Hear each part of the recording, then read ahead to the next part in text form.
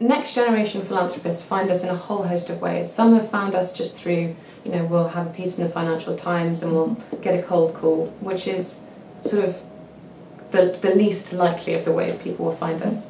Other people will be referred by their parents who have gone through our senior, the Philanthropy Workshop program, and other people will come to us through friends of friends who've experienced our work. So it's mainly through word of mouth. Philanthropy is quite a small space still, especially in the UK. So there are a few key players, and the Institute is one of those.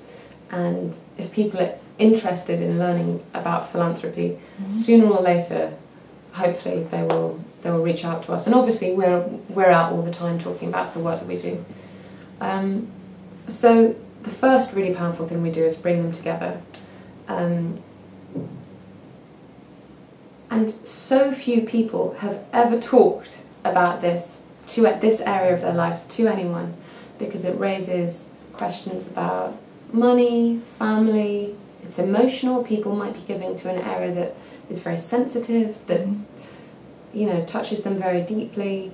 So it's an emotional space where you combine that emotion with the power to do something about it, which is a real opportunity, but it's still, it's a small, discreet, safe space. So that's the first thing that we do.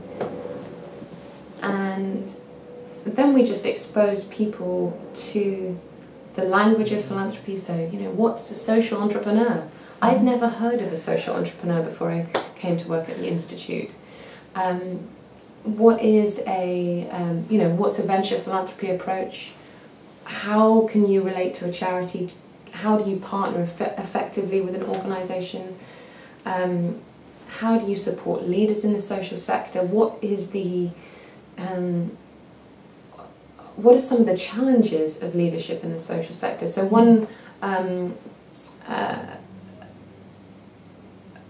exercise that we do is leadership shadowing. So we'll twin a participant with a leader, and they'll spend a day with them, half a day, whatever they can spare, just so they see.